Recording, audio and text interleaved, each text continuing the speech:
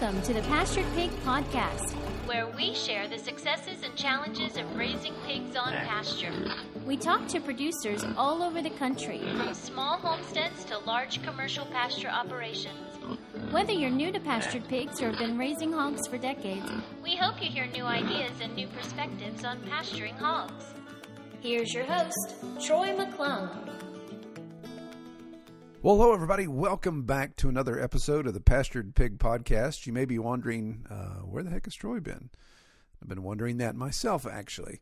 So, give you a quick background and apologize for our schedule being off.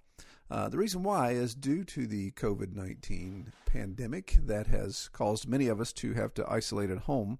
I am home here on the farm where our technology opportunities are limited. To be able to do phone interviews, I normally do those online, or I usually do those on my cell phone with others, and I do not have cell service here at the farm.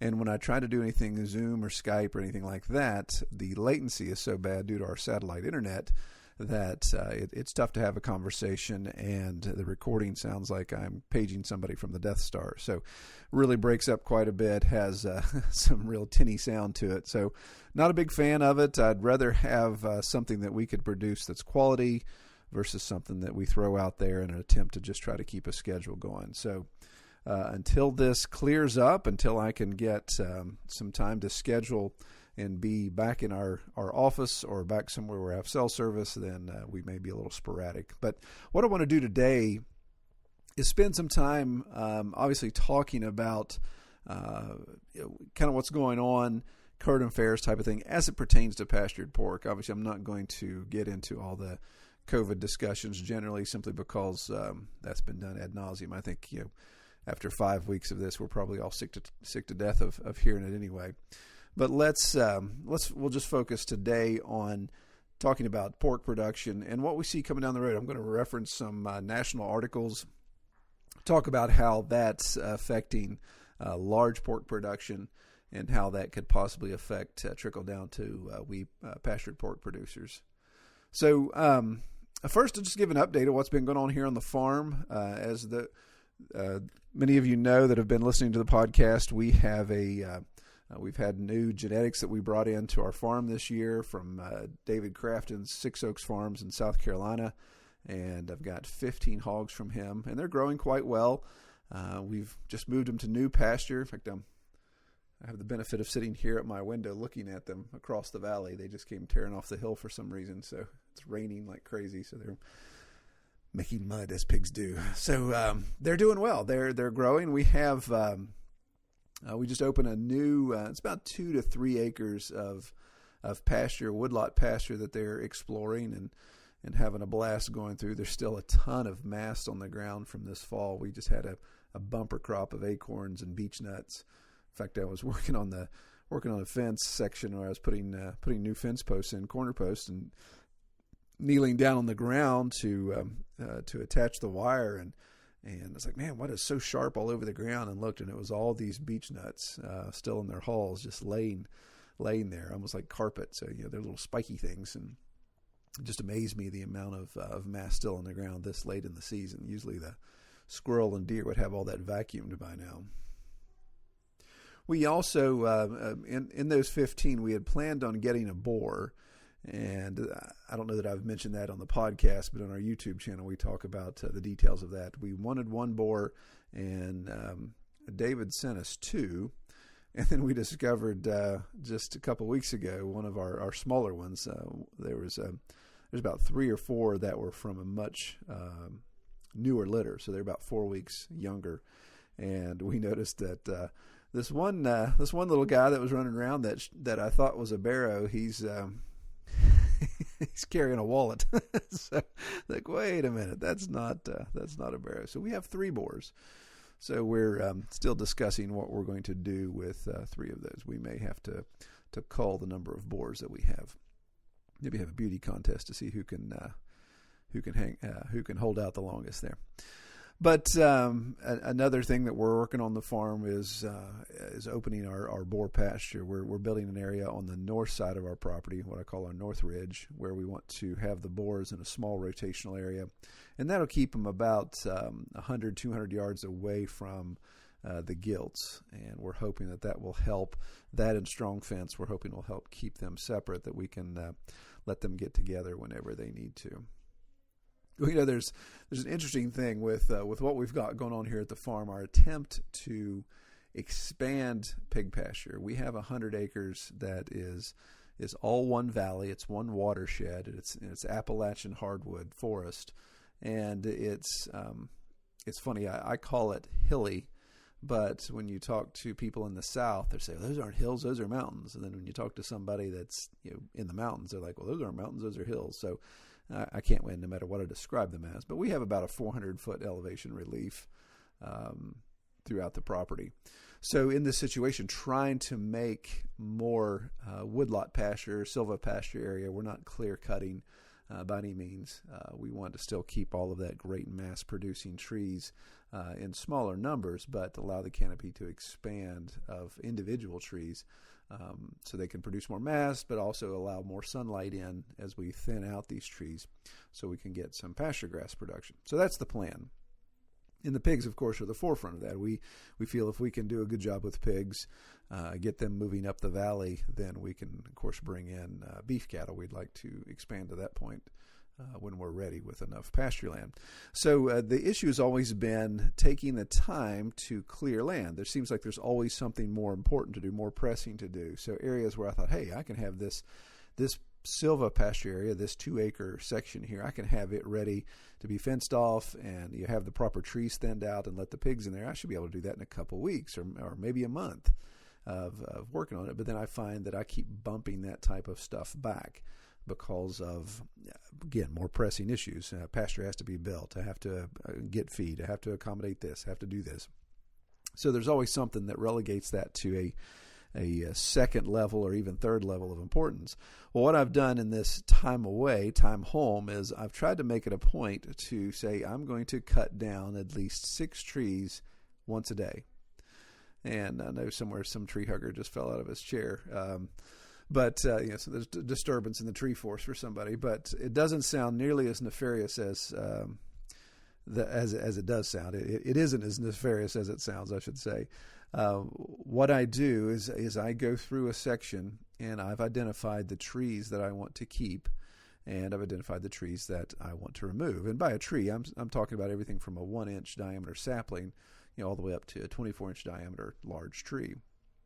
So within that parameter of coming through and cutting down 6, then I can come through and zip down, just have the chainsaw on the back of the side-by-side, and when I'm feeding the pigs and move on down the line, it's like, oh, I'm going to jump out. There's 6 small saplings I want to thin out. Bang, bang, bang, cut those. So trying to be diligent in that, and it's allowed me to really move the ball forward when it comes to clearing out these pastures. There's an area, what I call our winter pasture for the pigs, that's right behind our barn. It's on a hillside, and that hillside, it is north facing. It's a very steep slope. It always stays muddy, and it's covered in forest growth. It's got some pine, it's got some beech, it's got some maple, it's got a lot of little scrub tree, a little bit of autumn olive even growing on it. So I just spent some time each time I'd come back from feeding the pigs, because they're on a pasture that's further up the mountain there. Each time I'd come back from feeding the pigs, I'd stop, jump out, zip a couple things down, and get on down the road. And then here lately, even taking down some bigger trees. Took down a pretty decent sized beech because it was just fighting too much canopy with a red oak that I wanted. Beech produces great nuts, but I prefer red oak. If I had 2 standing beside each other, which is what I did, then the red oak is what I want to keep.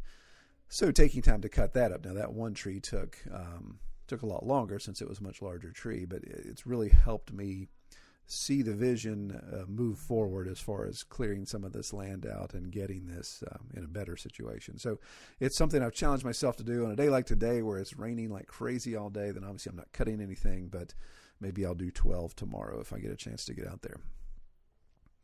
So I wanted to talk briefly about, well, not briefly, I guess. I wanted to kind of hang out primarily with this discussion about talking about how Corona is affecting pork production nationally. And what I'm going to do is reference a couple articles, and I'm not going to read them verbatim, obviously, but I'm going to reference some key points in some of these articles that are just current. Today is what is today? My goodness, I've lost all track of time. Today is Thursday, April the 23rd, when I'm recording this. And so pulling these articles here, looking at the New York Post, it was a headline here when I just searched the wire. It says, pork producers could euthanize hogs to offset financial losses from coronavirus. And as we know, there's been some processing plants that have closed, and that's obviously having an effect across production lines, especially these large CAFO style pork producers.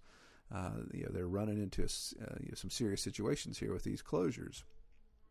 So looking at that article, it talks about how the largest consumers of pork nationally are restaurants and schools. So granted, when you shut down almost every restaurant, some are still doing their carry out and take out services, but even those have seen dramatic decreases in clientele and customer transaction on a daily basis. Then that affects greatly. Obviously, all the schools are closed too, so there's not a lot of consumption. There's no need for cooks to be cooking school lunches at that point. So when you take that huge amount of consumers out of a production line, then of course there becomes a logjam. There's a lot of pork that needs to be moved. And so they're looking at the situation like, okay, this is so dire so quickly that the logical step could be to euthanize your entire inventory or a majority of your inventory. And as most of the people that listen to this podcast obviously produce pork, they know what the situation is. You can keep pork on pasture for a while and it'll just get bigger. And our feeding processes, our care processes, they can get bigger. They're going to put on more fat. But it's not going to be as dramatic as a CAFO operation, an inside pork operation, where they're dumping the feed to them. They're doing their practices where that's going to turn into fat. That's going to turn into some health issues. There's all kinds of things that are going to come out of that. And of course, that makes production at a grand scale even tougher because those huge industrialized processing plants expect the pigs to come in pretty much all the same size. So if you start bringing in 400-pound, 500-pound pigs when they're expecting the typical market weight pig coming in, then that's going to be a big issue. And that's what's addressed in this article, that the euthanization is going to most likely be the logical step here, simply because they can't put these pigs on hold. They can't pause them. They still eat, of course. They still drink. They still need their medications, and these operations, they still need to be cared for. And of course, they're going to grow and put on weight and put on more fat. So looking here, the National Pork Producers Council that's mentioned in this article estimate that pork farmers will lose roughly $37 for every market-ready hog that they have to euthanize, which that statement is pretty telling as well. So yes, it's a huge loss. They say this equates to about $5 billion in revenue by the end of the year due to these disruptions. So that's a huge swing for pork producers to put up with. $5 billion is a lot of money. But when you look at this is where economy of scale and just the size of these operations really shows itself. So they're basically saying that they've got $37 tied in every hog. And my goodness, when I look at my cost analysis on my farm to raise pigs, $37 is nowhere near what I have in each one of my pigs by the time I'm ready to take them to market. So that's a pretty telling number there as well. Really jumps out. One other interesting stat that this quotes is with restaurants being shut down, these pork producers have a lot less business. And the stat they give here, according to this New York Post article, is about 70% of bacon is consumed in restaurants and food service, which is an interesting stat. So you think 70% of all the bacon produced in the United States is consumed by the restaurant/food service. And I'm assuming they're saying food service or like U.S. Foods, those type of places that provide food for smaller restaurants, those type of things, schools and so forth. So you think, wow, 70% of bacon. I guess when you think of the major food chains, the Burger Kings, the Wendy's of the world that are making bacon cheeseburgers, then that does kind of make sense that there's a lot of bacon being slung around there. So when Wendy's and when Burger King and those have seen a dramatic decrease in daily transactional data, then that's causing an issue as well. So that's a definite backlog. You can't have 70% of your consumption just dramatically decrease and that not affect you negatively. So, as I'm sure many of you have heard in the news, the Smithfield plant in South Dakota shuts down after more than 600 confirmed cases of COVID tied to the plant. So that's a big issue. That's a big outbreak in one facility. So that's forced them to shut that down. Well, now we're seeing it's kind of like a domino effect. We're seeing these other production facilities drop, and I'm going to reference here in another article here in a second pertaining to that particularly. But it's really kind of caused this domino effect as it's kind of a double whammy. You've got the decrease in demand, so of course supply is backlogging, so the demand goes down. So production plants don't need to produce as much. But then you also have outbreak of coronavirus in these production facilities. So social distancing, some of these things put in place, these protocols put in place to keep the pandemic from spreading, obviously push against production as well. So Smithfield says, okay, let's just shut the whole thing down. We've got 600 confirmed cases in this plant. We need to just stop doing. So you can imagine just how much that disrupts an operation. When you slam on the brakes and say, okay, we are receiving this many pigs a day and processing this many pigs, now we're going to stop altogether. And man, my heart goes out to these farmers that their livelihood exists on them taking these pigs. I think this other article, the MSNBC article it's CNBC. Bite your tongue, Troy. CNBC article that I'm referencing here talks about this one facility that just shut down in Waterloo, Iowa, which was a Tyson Foods facility, slaughters 19,500 hogs a day, or a total of 5% of the U.S. pork production, in one plant. 2,200 workers, it looks like, are going to be tested for COVID-19. So you look at how that goes through these farmers. That references one Iowa farmer, Randy Francis, delivers 300 pigs to 500 pigs a week to this Waterloo plant. So my goodness, where if you're that farmer and you've got 300 to 500 head that are scheduled to go to a plant, and you get that call and say, okay, we're not going to need your pigs for the indefinite future. Wow. I couldn't imagine having that phone call. That would be a tough one to handle. And makes you scramble to figure out, what am I going to do with this pork? And do you keep feeding it in hopes that somebody in the next couple of weeks is going to say, yeah, we'll take that. We can take some of that stuff. We take some of your product. So maybe you can break even, because anytime this happens, it's going to be at a reduced price. Very rarely you're going to find somebody to step in and take your product, and they would take it for the price that you've contractually obligated to. So you're probably going to take a reduction of income there. And then if you don't move it and you actually resort to euthanizing, just think of how much money just went down the tubes there. But it really becomes this proverbial fork in the road. Do I try to keep these pigs alive and fed in hope that somebody will buy them and I can get some of my money back? Or do I literally go out and I euthanize every single one of them and just lose every bit of that money to keep from putting more money into it? So it's a real hard time for pork farmers right now. And man, like I said, my heart goes out for them that they're having to make these really tough decisions. It's really a testament to the fragility of our food process, entire food stream in the country right now.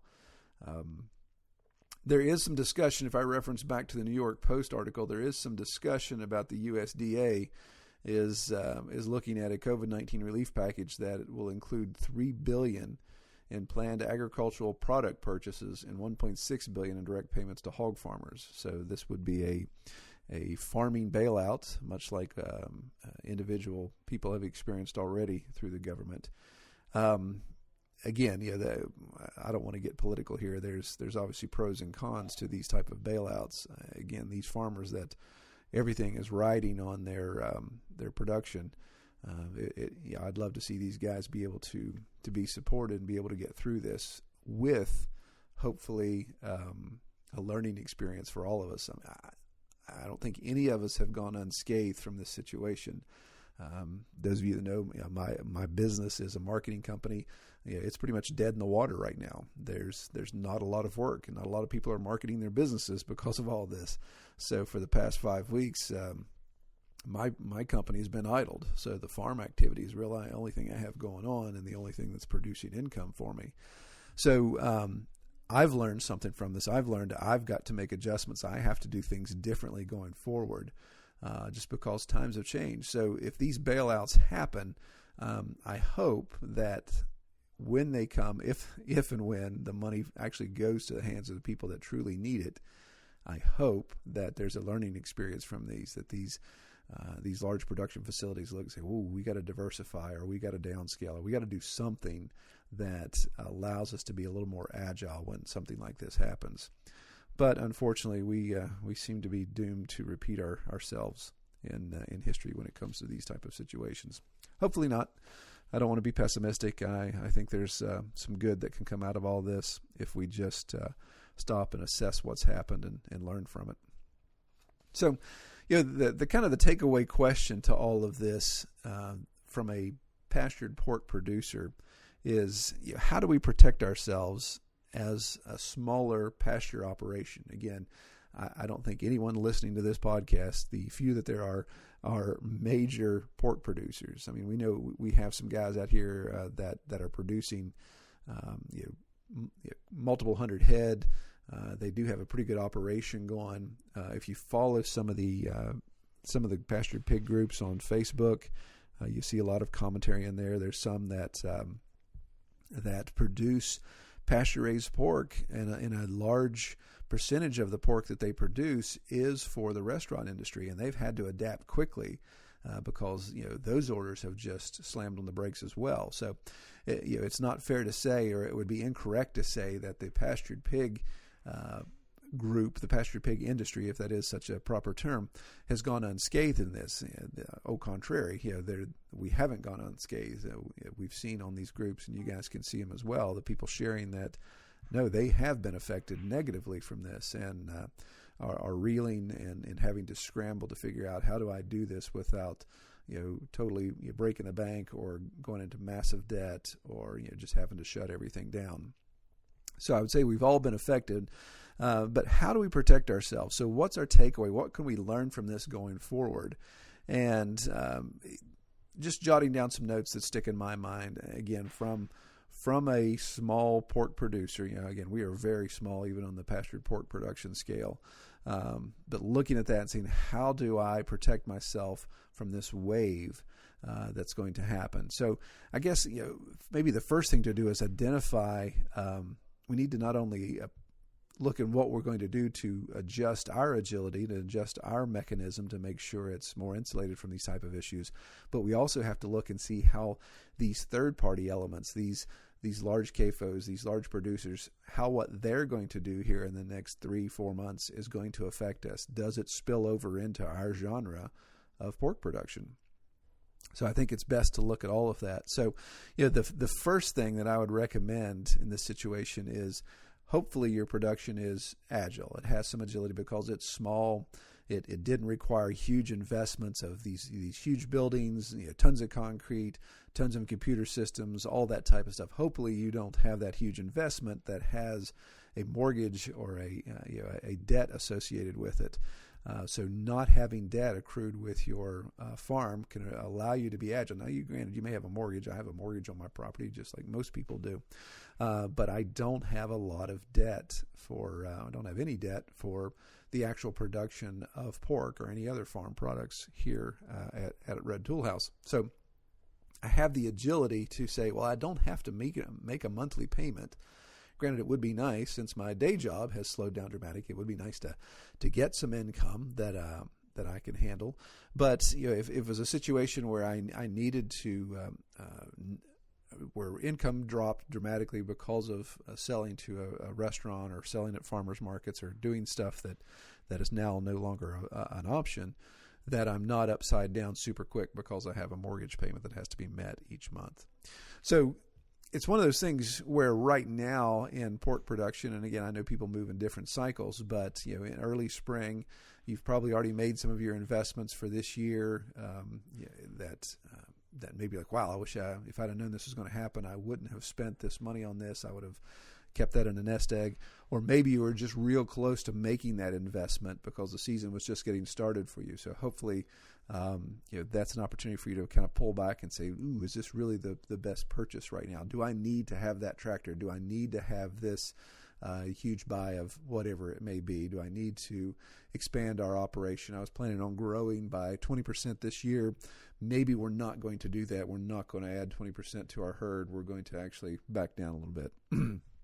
So those are the type of assessments you can look at and say, let's not try to expand. Let's not try to grow right now. Let's not try to spend more capital at this point.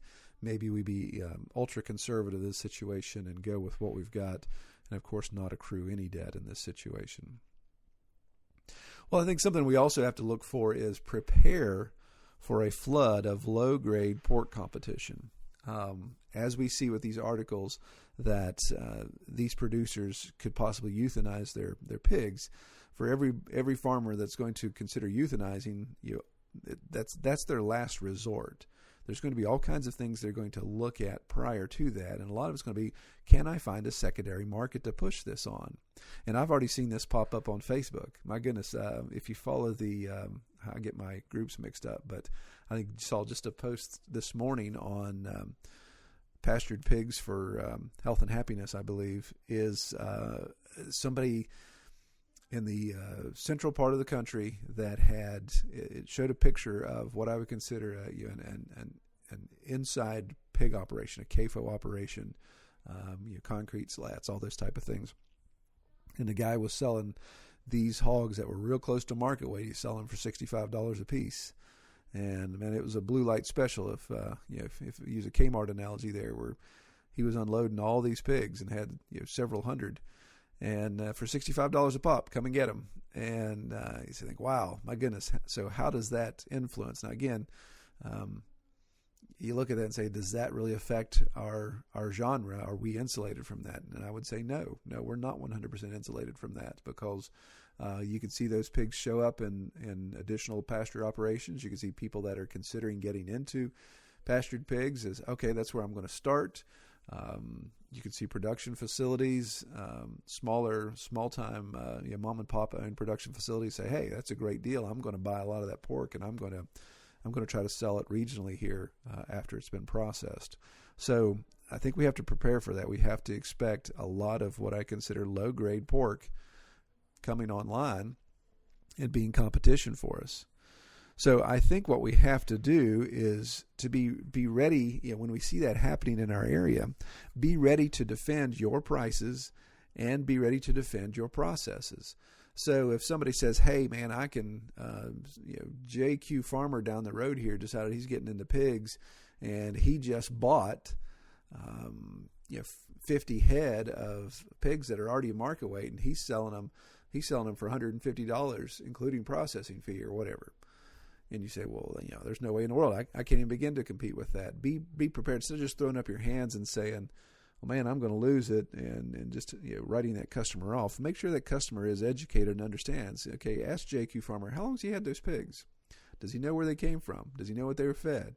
Does he know how they were treated? Does he know what medications have they been given, if any? What's the life cycle of that pig? What has it gone through? And are you comfortable with that type of production? If they answer, oh, yeah, I know this, and this, and I'm okay with all it, well, okay, that's one of those marginalized customers that maybe didn't fully appreciate what you were doing anyway with your pastured pork operation. They don't appreciate the finer nuances of what we do. But be prepared to defend that, and also be prepared to defend your price. As a business consultant, I say reducing your price is an option that you can always fall back on, but that shouldn't be your first option. You should explore all kinds of things. If you look at the real estate market, is probably the best example to show. Is most property developers that sell houses, that build and sell houses, or do subdevelopments, they do not want to reduce the price of a house that they built, a spec home that they've built and they want to sell, because they want to keep all of those appraisals in that neighborhood high. So even if they put a house on the market for $400,000 and think there's no way I'm going to get that, they're going to try to incentivize all day long other things. Hey, if you buy this house for $400,000, I'll upgrade the kitchen, or I'll do this, or I'll put in $30,000 worth of landscaping, or I'll, whatever the case may be. I'll give you I've seen one, I'll put a $10,000 home entertainment system in there for you, because instead of taking a hit on the cost of the house that affects appraisals all the way around the neighborhood, they'd rather take that hit straight out of their pocket and say, hey, let's keep the appraisals up, let's keep the values up, even though it's still going to cost the same amount or maybe even more in the long run.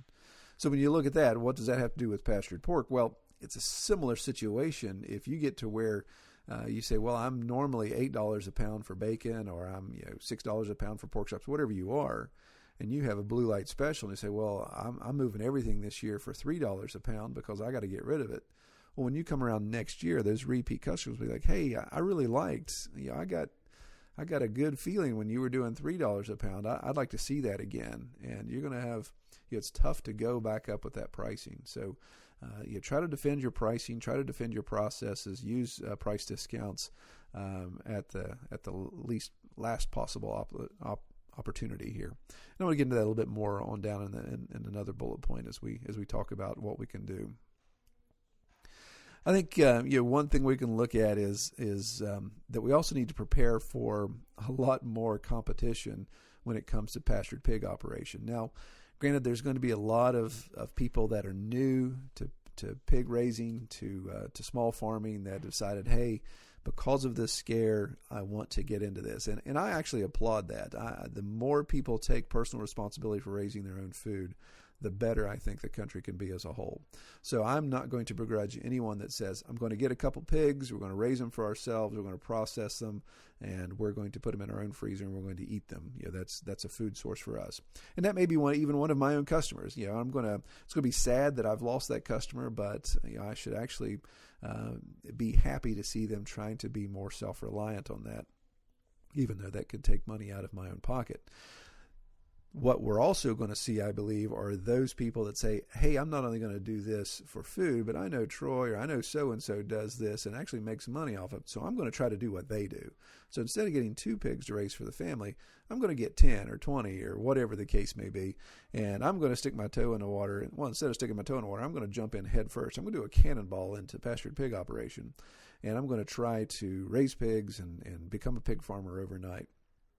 And unfortunately, I think we're going to see a lot of that happen this year. 2020 is going to be the year of the virgin pig farmer. Not that the pigs are virgin, that they're virgin being a farmer. So I think there's going to be a lot of people that dive in head first with this, and some are going to come out okay, some are not. And I think the ones that are not are going to be in a situation where they could do things that could affect your market, simply because, hey, I've got pastured pigs, I'm losing my butt on them because I had no idea how much feed I was going to put into them, or wow, I didn't have enough ground that I thought I had, or wow, I didn't even know how much time this is going to take. I got to get rid of these guys, so I'm just going to liquidate. Hey, I'll take a market weight or a sub-market weight hog, I'll sell it to you for X, and it could undercut you. And at that point, somebody's going to argue, well, it's a pasture-raised hog, it's this, it's that, it's good quality pork. I just need to get out of it. So again, be prepared for that. Be prepared for a possible, hopefully a small percentage of customers that maybe get lured away because somebody in your area has decided to get into the pig business. What I'm hoping, and this is kind of where I am in my situation, what I'm hoping is that because I'm so far along in our cycle, we're going to be processing in July. So unless people are buying, almost fully grown pigs, they're really not going to be much competition for me. What I'm seeing in my area are people trying to find feeders right now. So if they're getting feeders and they're going to be pigs that have just been weaned and they're going to be ready to process late summer, mid-fall, then hopefully my production has been processed, been sold, all that's taken care of before that increased wave of pork in my area shows up. We'll see how it shakes out, but be prepared for that. And again, be ready to discuss if that means, hey, maybe I need to look at producing a week or two early. Now, I know, my goodness, when you talk about processing facilities and their schedules right now, you probably laugh when you say, hey, we're going to try to move our processing date. It may not be an option because I know a lot of those are completely covered up right now. Well, one other thing we could do is look at trying to secure our customers sooner rather than later. If you're a procrastinator like I am, where you're like, okay, I'm taking deposits all the way up until 3 or 4 weeks from when I'm taking the hogs in, because if I don't sell them as wholes or halves, I'll process them for individual cuts, and I always do good selling those, and that's kind of been my attitude. I've been a little flippant about it in the last several years, but this year I'll be more diligent about getting my deposits, getting my commitments on what I really want to sell as wholes and halves. If I've got a target to say, here's how many wholes and halves I want to sell this year, then really want to push that sooner rather than later. And it's one of those things you can. I'm looking at even offering additional incentives. So one thing I introduced this year with my customers is a payment plan. Some people aren't ready to. And I sell my pork at $3.50 a pound for whole and $4.50 a pound for half. So when somebody says, "Wow, okay, I'm not ready to throw out $700 to $900 all at once," that's a barrier for me.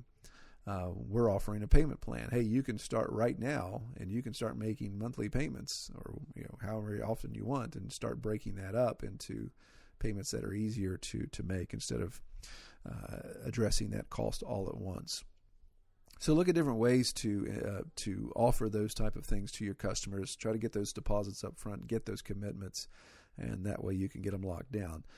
Chances are, if you've got a deposit that's worth somebody's money, a non-refundable deposit, and they call you and say, hey, so-and-so down the road is going to offer pigs for 20% less than what you're offering. Can I get my deposit back? Well, again, that's the relationship you have with your customer. You're going to have to navigate that however you see fit, but hopefully those deposits will get your customers locked in. And again, hopefully they appreciate the work that you do and the value that you have in your product.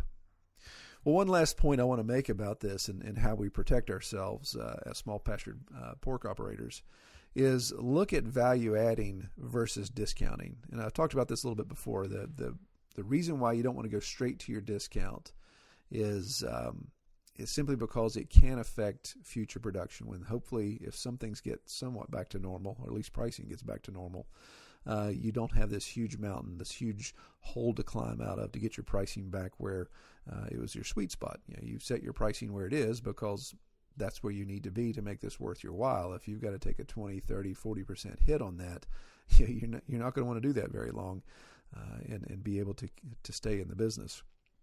So look at value add. And so by value add, I mean look at additional products. So you think of the ever so popular buy one, get one type of situation. So if you're selling a lot of cuts, say, hey, we're going to offer everything at regular price, but if you buy, what we did is we called it the internet special. If you buy 5 pounds of ground pork or ground sausage, we're going to give you an extra pound for free. And you may argue, well, you're actually discounting. Well, yeah, and if you look at it from a pure accounting standpoint, yeah, it did discount it, but people still paid that full price, $5 a pound for ground pork, $5.50 for ground sausage. So they were still paying out that full price. They just got an extra product, and we've got a glut of ground pork and ground sausage right now. So it was one of those things where it doesn't hurt me production-wise, it doesn't hurt me financially to throw in that extra pound.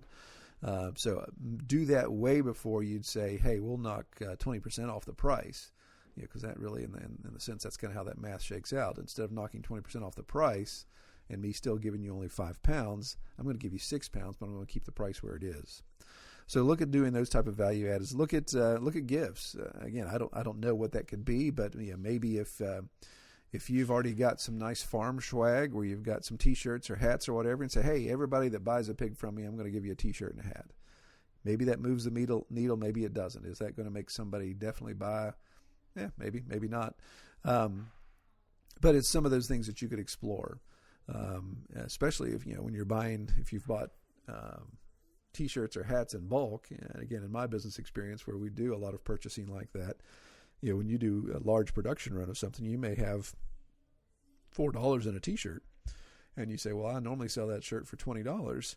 So you give away 5 T-shirts, you've given away $20 of cost. And maybe that goes a long way then instead of discounting your product. And one other thing, there's a lot of the people that we've interviewed on this podcast are not solely pork producers. So look at value adding with bundles, putting products together. A lot of times people aren't just specifically looking for pork. I just want pork. Some people are saying, well, if I'm going to buy ground pork or I'm going to buy pork chops or sausage and bacon, I'd love to have hamburger. I'd love to have some steaks. I'd love to have some beef ribs. I'd love to have some eggs. I'd love to have some chicken, boneless chicken or whole chicken, whatever the case may be. So for a lot of us that are polyculture, we've got multiple protein sources or other farm products there. Look at bundling those to say, okay, this year instead of discounting wholes and halves, anybody that buys a whole hog gets a free whole chicken. Or maybe you give them so many dozen eggs, whatever the case may be. So look at putting those packets together before discounting your product. And one other point with that is you think about there's cottage laws that have changed in the country. Some cottage laws have been in place for a long time. In our state in West Virginia, they just went back to a more lax cottage law, which allows you to produce baked goods without having to have a commercial kitchen. And there are some restrictions and stipulations. So before you jump right into this, be sure to check where you are. The laws for cottage, the cottage laws when it comes to in-home production, in-home baking. But we've done this before. In fact, I probably shouldn't go on record saying this. We've kind of done this when the cottage law wasn't really, but we kept it among friends and family. But we do a breakfast sample. Kelly really does a great job of, she's an incredible cook and a wonderful baker. So she would make this English muffin bread that I'd almost stab somebody over if I was hungry enough, because it is just incredibly good small loaf of bread that looks like, it looks and tastes like English muffins. Just an incredible product that she makes. So we were going through this testing phase with our pork product when we were first getting into this. And we said, hey, we're going to offer a breakfast package. We're going to sell 2 pounds of sausage, I think a dozen eggs, and then a loaf of freshly baked English muffin bread. And we had that packaged together really nicely. And man, that was huge. I mean, it got to the point where Kelly was producing English muffin bread like crazy. And then, of course, we had to back it down when we realized that, hey, this really isn't compliant with the cottage laws. But now the laws in West Virginia have changed. We could actually start that up again if we wanted to. So look at that. Maybe if you've got a hand in something and maybe a partnership with maybe another farm or somebody else, again, check your laws on this. I don't want to be the reason why you get in trouble with the Department of Making You Sad. So be sure to check those out. But that's something else you could do. You add additional value add that when you think about it, it's the labor that you have that's really the biggest tie-up in those baked goods, because the components to make those items are fairly inexpensive. So maybe that's a way to say, hey, we're gonna take this pork and since I'm having a hard time selling all my individual cuts, let's start doing these bundles with these additional value-added products, including baked goods. So I think those are things we need to look at and just consider about our operation as we look forward to say, hey, if we're going to process at this date, just plan on there being some additional competition. Plan on there being a glut of low-quality pork coming into the area. And to combat that, to keep from having to drop your prices or to keep from losing your customers, look at value adding with different options. And again, be prepared to defend your services and be prepared to defend your pricing. There's a reason why people came to you in the first place. So just make sure they understand that. Well, this is, I hope there was some value in this. It seems kind of weird. I'm sitting here with a microphone looking out the window talking to myself. So I hope this has some value to you all. If you would like to send some comments, of course, you can comment directly at my email, troy@redtoolhouse.com. You can obviously go to the website, redtoolhouse.com /pastured pig podcast and comment through that form. Those of you that have reached out to me to be interviewed, I have not lost your information. I have it on a list. I apologize that we don't have anything scheduled yet simply because of my technological issues. But please note, I will contact you once we get this figured out and just see what makes the most sense. I mean, in the past, I've gone up to our local post office and sat in the parking lot in my truck and recorded, which looks kind of weird. People give me crazy look, so we may have to resort to that if need be. And we may do individual kind of off and on discussions. I even thought about, hey, is there even a pre-recorded option? Sometimes, a lot of times the questions I ask, if you listen to these podcasts, I kind of ask a 10-word question and let the guest talk for 20 minutes. So I've even thought about, do I ask somebody to pre-record and then send me audio files? So I'm trying to just explore all these options. If you have any comments or suggestions, by all means, throw them my way. Or if you'd like to have me talk about specific topics, as today, pull news articles talking about that. There may be things that could be solo discussions as we get into it. I know there's been a lot of, as I look through the Facebook groups associated with pigs, I could obviously start pulling out questions there and sharing that information and using that as topics going forward. So love feedback. I know podcasts are definitely a one-way conversation, but love feedback and just let me know what you all think. Well, I pray everyone has a good week out in the pasture. I pray that if there's a silver lining to this big rain cloud, that it's allowed you to spend more time in the pasture. But also pray that you not stress out, stay calm, and we'll get through this. We're a resilient group. And just be prepared and don't freak out. All right, take care, everybody. We hope you have enjoyed this episode of the Pastured Pig Podcast. To learn more about our podcast or to submit topics or recommend guests for future episodes, Visit redtoolhouse.com.